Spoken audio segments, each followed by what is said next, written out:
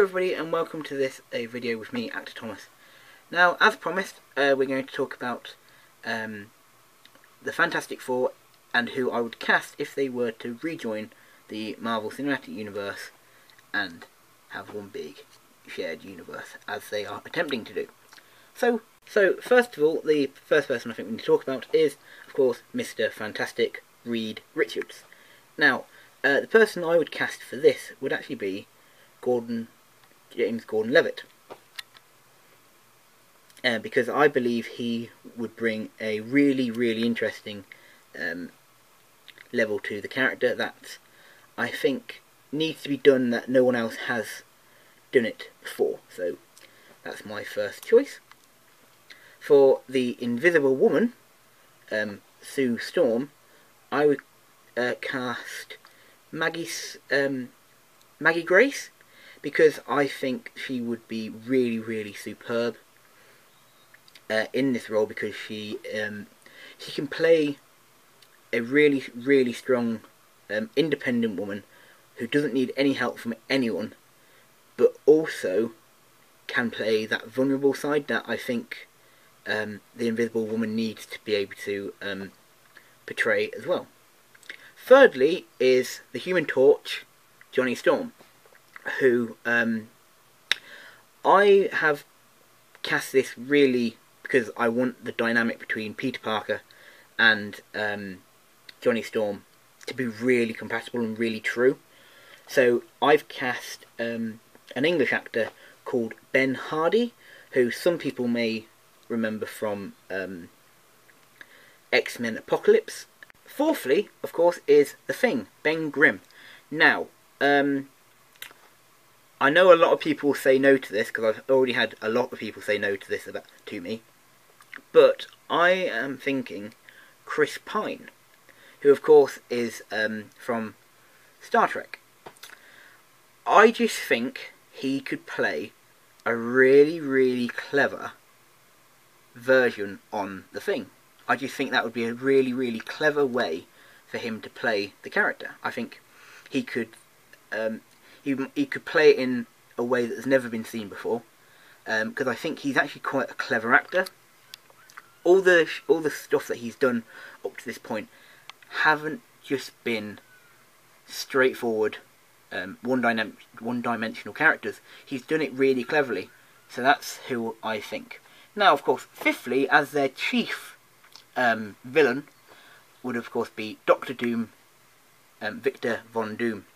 Now, another person that I would love to see in this part would be Michael Fassbender, because I believe Michael Fassbender could do this so really wonderful. He is known to be playing an anti-hero, known for playing an anti-hero, and I believe that he could work so well off Gordon-Levitt's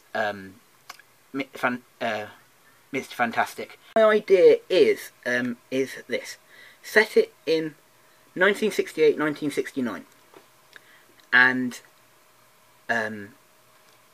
Roxxon, the Marvel evil company, have raised enough money to send 5 astronauts or scientists into space to try and find some important piece of space material that they think will help them take over the world.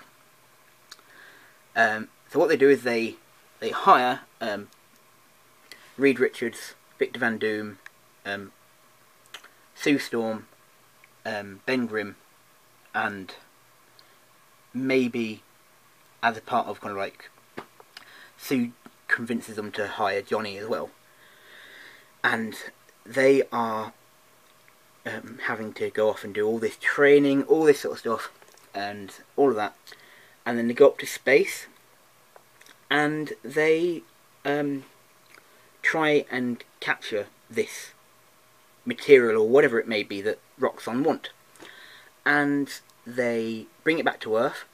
But during their flight back to Earth, they're infected by whatever this is, this power source, and it affects them, and it gives them these superpowers. Of course, Reed Richards and Sue, Johnny and Ben want to do good with these powers. Victor does not, and they attempt to go off and leave Roxxon and go and work for S.H.I.E.L.D. as like S.H.I.E.L.D.'s original superhero team. Roxxon can't allow that to happen, so over the rest of the film, Roxxon is trying to get the four of them back out into the open so they can, with Victor Von Doom, attack them and make them come back to Roxxon. Then what happens is S.H.I.E.L.D. wins with the Fantastic Four, and Victor goes to Latveria, where he comes from. Then what happens is the head of the science division of Roxxon goes to Latveria after Victor and transports him to the microverse, which we saw in Ant-Man. So he's there. Then he travels to where the Fantastic Four are, in their secret hideout in S.H.I.E.L.D., and they get transported over to the microverse as well, and they're stuck in there. So from 1969, the Fantastic Four and Victor Von Doom are no longer in the universe, and I think that would be the best way to do it. And then at the end, a bit like what they did with Captain America, the first Avenger, you see them being brought back to the real world. Maybe the exact same bit of the same footage that's used in, I don't know, the Ant-Man and the Wasp when they bring back Janet Van Dyne from there. And I think that would be really, really important, interesting story for them to do, because it also shows they won't have aged, but they have so much more that they have to realise now, because obviously all the new modern technology, they're no longer working with S.H.I.E.L.D., they have to find the Baxter building, they have to do all this sort of stuff from scratch, and no one knows about them, which I think would also be really interesting, because it brings in the idea of secret identities that none of the Marvel heroes have anymore. But yes, I hope you've enjoyed this video, and I shall see you next time.